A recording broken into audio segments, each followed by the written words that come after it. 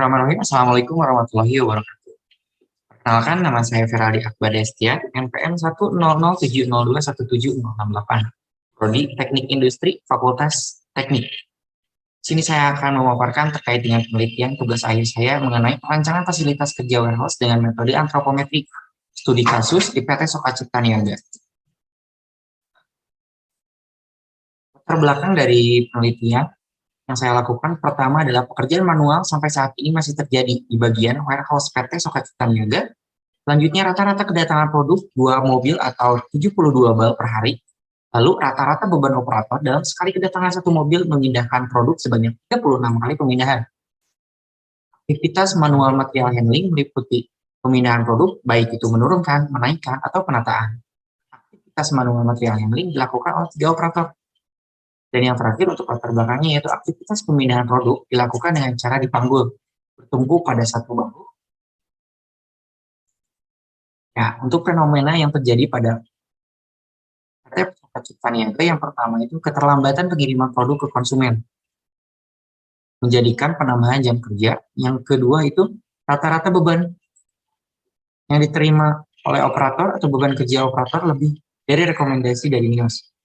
Yang ketiga, cara penanganan manual material handling tidak sesuai dengan rekomendasi Kementerian Ketenagakerjaan. Dan yang keempat, operator mengeluhkan sakit dan pegal pada beberapa bagian tubuh. Rumusan masalah dalam penelitian yang saya lakukan yang pertama yaitu bagaimana keluhan-keluhan pekerja sebelum bekerja dan saat bekerja. Yang kedua, bagaimana keluhan operator pemindahan produk berdasarkan Nordic Body Maps.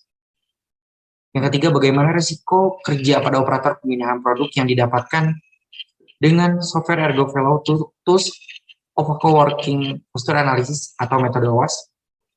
Yang keempat, bagaimana perancangan fasilitas warehouse yang ergonomis untuk mengurangi risiko kerja pada operator. Dan yang terakhir, bagaimana perbandingan besar risiko kerja sebelum dan setelah melakukan perancangan. Nah, untuk tujuan dari penelitian ini yang pertama mengetahui keluhan pekerja sebelum bekerja dan saat bekerja.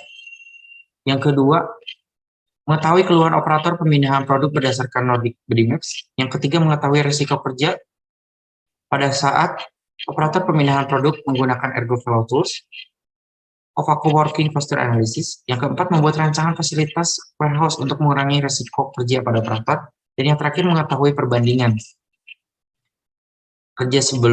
risiko kerja sebelum dan setelah dilakukan perancangan fasilitas. Tahapan penelitian itu yang pertama, ada studi pendahuluan, studi pustaka, lalu dirumuskan suatu masalah, penetapan tujuan penelitian dan batasan. Untuk pengumpulan data yang dilakukan, ini yang pertama penyebaran kuesioner Nordic Body Maps, lalu pengumpulan mengenai berat produk, aktivitas kerja, dan posisi kerja. Selanjutnya untuk pengolahan data dari NBM, yaitu rekapitulasi keluhan pekerja.